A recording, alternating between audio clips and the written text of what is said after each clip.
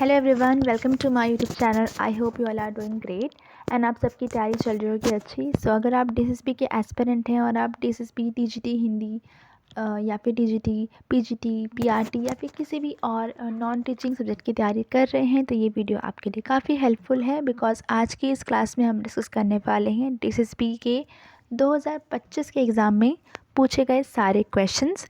तो ये वीडियो काफ़ी हेल्पफुल रहेगी आप सबके लिए। तो वीडियो को लास्ट तक देखना और एंड में अपना स्कोर ज़रूर बताना कि आपका स्कोर कितना रहा है। साथ ही साथ मैंने और भी कई क्लासेस ली हैं हिंदी की, इंग्लिश की, तो वो वीडियोस भी आप ज़रूर देखना। वो वीडियोस भी आपके लिए काफ़ी हेल्पफुल रह सकती हैं। अगर आपका स्कोर हिंदी में नहीं बढ़ रहा है, अगर आपके सिले मिस्टेक्स के कारण हिंदी में जो मार्क्स हैं वो कम हो रहे हैं, तो ये वीडियो आपके लिए बेहद हेल्पफुल रह सकती है। चलो स्टार्ट करते हैं आज की वीडियो को। देखो, आप देख ही सकते हो कि ये सारे क्वेश्चंस हैं ये मैंने लिए हैं 2025 के एग्ज़ाम में, जो कि असिस्टेंट ओटी में पूछे गए थे, जो कि काफ़ी इंपॉर्टेंट है बिकॉज अभी डीएसएसबी कुछ इसी तरह के क्वेश्चंस जो है वो पूछ रही है। Let's start today's class. So आज की जो क्लास का पहला क्वेश्चन है, देखो इसमें आपको उचित कारक चिन्ह लगाना है। सबसे पहला क्वेश्चन है, गंगा नदी हिमालय, ये जो निकलती है वो यहाँ लिखा है, गंगा नदी डैश हिमालय डैश निकलती है। ठीक है, तो इसका करेक्ट ऑप्शन क्या होगा? गंगा नदी हिमालय से निकलती है, गंगा नदी हिमालय से निकलती है। ठीक है, तो यहाँ पे कौन सा सही आएगा? करेक्ट कारक से। नेक्स्ट क्वेश्चन की तरफ देखते हैं। यहाँ पे आपको एक सेंटेंस गिवन है और आपको उसका उचित क्रम बताना है। रात में चांदनी तारे साफ दिखाई देते हैं, तो एक सेंटेंस है, इसका हमें करेक्ट सेंटेंस क्या रहेगा वो बताना है। चांदनी रात में देते हैं तारे साफ दिखाई, रॉन्ग। अगर आप इसको ऐसे क्वेश्चन को करने के लिए आपको चारों ऑप्शंस को ध्यान से पढ़ना होगा। तो जो हमारा करेक्ट ऑप्शन है वो है ऑप्शन नंबर थर्ड, कि चांदनी रात में तारे साफ दिखाई देते हैं। हिंदी में जो सब्जेक्ट और ऑब्जेक्ट है वो वही खेल है इस ऐसे क्वेश्चंस में। तो आपको क्वेश्चंस को ध्यान से पढ़ना है। अगर 2-3 बार बोलेंगे तो आपको सही ऑप्शन का पता चल जाएगा। आगे चलते हैं अगले क्वेश्चन की तरफ।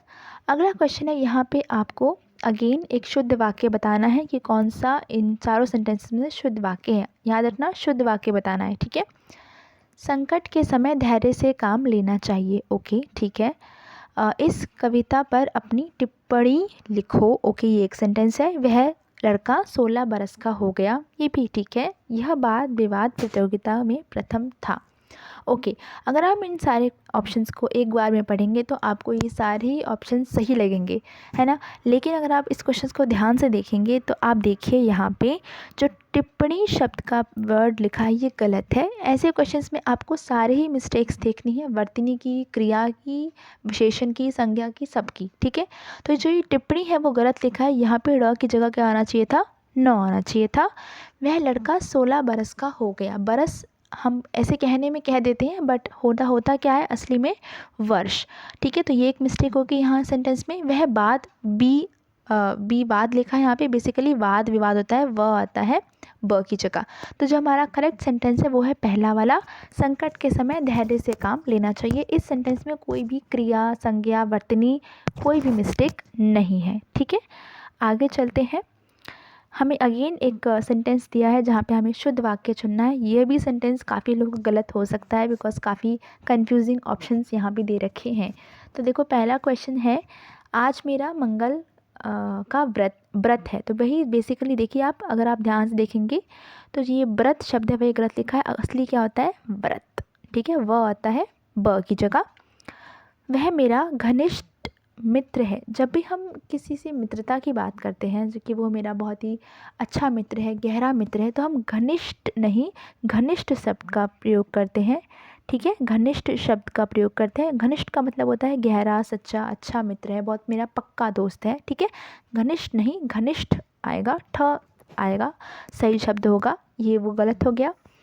घोड़ा सर पर दौड़ रहा है। देखो, पहला आप ध्यान से पढ़ोगे तो घोड़ा नहीं लिखा है, घोड़ लिखा है, तो ये गलत हो गया। तो करेक्ट सेंटेंस है, बाग में विविध रंग के फूल थे, ये एकदम इसमें कोई मिस्टेक नहीं है, वर्तनी संबंधी, तो यही हमारा सही ऑप्शन होगा। अब ये अगला क्वेश्चन भी आपको अगेन सेंटेंस वाला ही दिया गया है। तो ऐसे क्वेश्चंस काफ़ी देखने को मिल रहे हैं जो कि टाइम कंज्यूमिंग होते हैं, ऑप्शंस कंफ्यूजिंग होते हैं, जो कि बच्चों के गलत करवाने वाले होते हैं। तो ऐसे क्वेश्चंस को आप ध्यान से पढ़ना।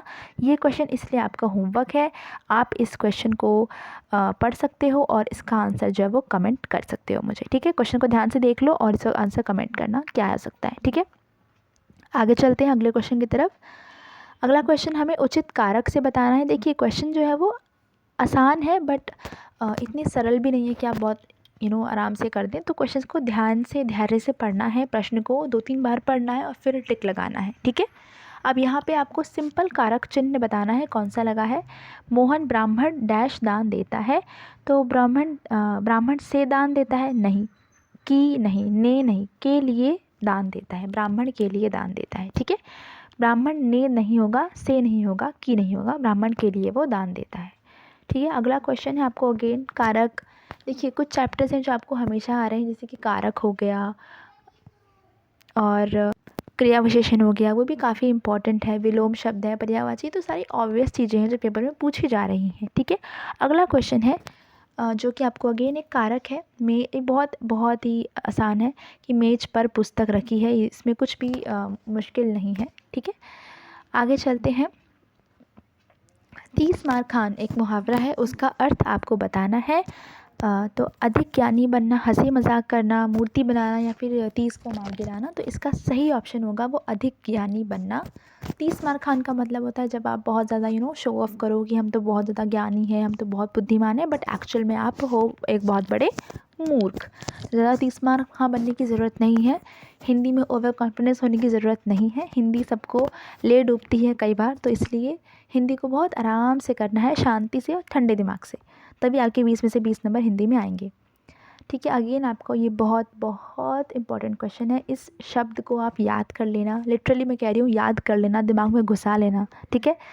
तो वर्तनी संबंधी अशुद्ध शब्द बताना है, ठीक है, शुद्ध नहीं अशुद्ध बताना है। कवित्री एकदम सही लिखा है, इस तरीके से ही लिखते हैं, दिमाग में फोटोकॉपी करके बिठा लो। नारायण एकदम सही लिखा है, गृहस्थ एकदम सही लिखा है। गृहस्थ, घर से बात हो रही है, जब भी हम घर की बात करते हैं तो हम यही वाला री लगाते हैं, ठीक है। गृहित गलत लिखा है, सही होना चाहिए था गृहित, ये वाला, ठीक है। अगर हम ग्रहण लिखते हैं तो हम ऐसे लिखते हैं ग्रहण, लेकिन जब हम गृहित लिखते हैं, सॉरी मैंने भी गलत लिख दिया, जब हम ग्रहण लिखते हैं तो हम ऐसे लिखते हैं ग्रहण, ग्रहण, ठीक है। लेकिन जब हम गृहित लिखते हैं तो हम यहाँ पे री लगाते हैं, र नहीं लगाते हैं, ठीक है। आगे चलते हैं अगले क्वेश्चन की तरफ। वाक्य विन्यास की दृष्टि से कौन सा जो शब्द है वो वाक्य जो है वो शुद्ध है। बहुत आसान क्वेश्चन है ये भी। देखो, यदि आप परिश्रम करेंगे तो सफलता अवश्य प्राप्त होगी, ये आपका पहला सेंटेंस है। दूसरा है यदि आप परिश्रम करेंगे तो अवश्य सफलता प्राप्त होगी, सफलता तो प्राप्त होगी। तो ये सारे सेंटेंस कंफ्यूजिंग है, पहला ही आपका जो है वो ऑप्शन एकदम सही है। आप परिश्रम करेंगे तो सफलता अवश्य आपको प्राप्त होगी। अगला क्वेश्चन चलते हैं। कर्मण्य शब्द का विलोम क्या होगा? अकर्मण्य। क्या होता है इसका? अकर्मण्य, बिल्कुल ठीक है। निंदनीय का क्या मतलब होता है? निंदनीय मतलब किसी की निंदा करना, तो इसका विलोम क्या हो जाएगा? प्रशंसा करना, ठीक है। सॉरी, कर्मण्य बोला है मैंने, गलत बोला ऑप्शन सही, बट टिक लगा दिया गलत, इसका होगा अकर्मण्य, ठीक है, अकर्मण्य। अब आगे चलते हैं अगले क्वेश्चन की तरफ। ये भी काफ़ी देखिए घुमा दिया है इस क्वेश्चन में अच्छे से। एक तो करेला दूजा नीम चढ़ा, ये एक हिंदी का बहुत ही फेमस मुहावरा है, पर इस मुहावरे का आपको डायरेक्ट अर्थ ना देकर आपको बताना है कि कौन सा जो सॉरी मुहावरा नहीं, कहावत, कौन सी कहावत जो है वो इन चारों ऑप्शंस में से यहाँ फिट बैठती है इस कहावत के लिए भी, ठीक है। एक तो करेला दूजा नीम जड़ा, इसका क्या मतलब होता है कि कोई चीज़ बुरी है और उसमें और भी ज़्यादा बुरी है। जैसे करेला तो ऑलरेडी कड़वा होता है और वो अगर उसमें नीम भी डाल दिया तो वो और ज़्यादा कड़वा हो जाएगा, ठीक है। तो कोई चीज़ अगर बुरी है और वो कुछ और भी ज़्यादा उसमें बुरापन हो तो वो हमारे लिए और भी ख़तरनाक हो जाएगी। तो इसका जो करेक्ट ऑप्शन होगा वो होगा एक तो नागिन और पंख लगाई। ठीक है, मतलब नागिन है ऑलरेडी हमारे लिए ख़तरनाक है, और अगर उसके पंख लग गए तो वो और भी ज़्यादा हमारे लिए घातक साबित हो सकती है। ठीक है, तो यही होगा इसका करेक्ट ऑप्शन। एक ते तीते तीनों तीते नहीं होगा, एक नागिन अरु पंख लगाई। कि नागिन है ऑलरेडी हमारे लिए खतरा है, और अगर पंख भी लग गए उसके तो डबल डबल खतरा हो गया हमारे ऊपर। ठीक है, इसका क्या मतलब होता है, एक अंडा और एक भी गंदा। देखिए ऐसा नहीं होगा यहाँ पे कि सिर्फ करेक्ट ऑप्शन होगा, मैं आपको बता दूँ ये ऑप्शन सही है। चारों ऑप्शंस में से आपको बताऊंगी मैं जो जो इम्पोर्टेंट होगा। तो एक तो अंडा वह भी गंदा, क्या मतलब होता है, कि घर का एक ही सपूत है, एक ही बेटा है, और वो भी गंदा निकल गया, निकम्मा निकल गया, वो भी एकदम नकारा निकल गया, तो हम कहेंगे कि एक अंडा वह भी गंदा। बट यहाँ पे क्या करेक्ट ऑप्शन होगा, एक नागिन अरु पंख लगाई। ठीक है, आगे चलते हैं 10वें क्वेश्चन की तरफ, जो कि है हमारा जो तुहिन शब्द का अर्थ नहीं है वो हमें बताना है। देखिए तुहिन शब्द का अर्थ होता है चांदनी, बिल्कुल सही है, पाला बिल्कुल सही है, शीतलता बिल्कुल सही है। इसका मतलब होता है एक तो बर्फ़ भी होता है। ठीक है, तो बर्फ़ में होती है ना शीतलता, ठंडापन होता है। तो ये शब्द जो है वो हमारा काफ़ी सारे मतलब होते हैं इसके। तो तुहिन का चांदनी, पाला, शीतलता, तृप्त नहीं होता है इसका मतलब, तो यही आपका ऑप्शन सही होगा। तृप्त का मतलब होगा तृष्णा, जो आपकी इच्छा है, आप तृप्त है उस चीज़ से। सॉरी, तृप्त के आप दो मतलब हो सकते हैं, संतुष्टि भी हो सकता है। ठीक है, संतुष्टि भी हो सकता है कि हमारी आत्मा तृप्त हो गई है इस चीज़ से। ठीक है, अब अगर देखो इसका जो है आपको अगेन कौन से आपके वाक्य के अंश में त्रुटि है वो बताना है। बहुत इजी है। प्रजातांत्रिक शब्द ही गलत लिखा हुआ है, यहाँ पे त्र का इस्तेमाल किया जाना चाहिए दूसरे वाले त की जगह। तांत्रिक, तांत्रिक होता है ना कि तांत्रिक। ठीक है, नेक्स्ट है आपका अगला प्रश्न, उन्मूलन का विलोम शब्द क्या होगा। तो उन्मूलन का होता है उन्मीलन। क्या होता है, उन्मीलन। ठीक है, तो ये बहुत अच्छी बात है। रोपण का क्या होगा बताना है आपको, और कृपण का क्या होगा ये बताना है आपको। मैं बता देती हूँ आपको। रोपण का मतलब होता है रोप, किसी चीज़ को आप रोप रहे हो, तो उसका उल्टा क्या हो जाएगा, आप जब किसी चीज़ को अलग करना हो। ठीक है, और कृपण होता है आपका कंजूस। ठीक है, कृपण का मतलब होता है कंजूस, और यहाँ पे जो करेक्ट ऑप्शन होगा वो होगा उन्मीलन। ठीक है, इसके बाद आपका कॉम्प्रिहेंशन स्टार्ट हो जाता है, और इसी के साथ आपके क्वेश्चंस ख़त्म होते हैं। तो आपका स्कोर कितना रहा मेरे को ज़रूर बताना, साथ साथ वीडियो कैसी लगी भी ज़रूर बताना, और अगर अभी तक भी चैनल को सब्सक्राइब नहीं किया है तो प्लीज़ कर देना, बिकॉज आपको पता ही है कि मैं आपके लिए क्वेश्चंस ला रही हूँ डेली, अच्छे अच्छे क्वेश्चंस ला रही हूँ, और ये तो रिसेंट एग्ज़ाम में पूछे गए हैं सारे क्वेश्चंस। तो वीडियो काफ़ी हेल्पफुल है आपके लिए, और वीडियो को लाइक कर देना, सब्सक्राइब कर देना, अपना स्कोर बताना। Thank you so much for watching till here.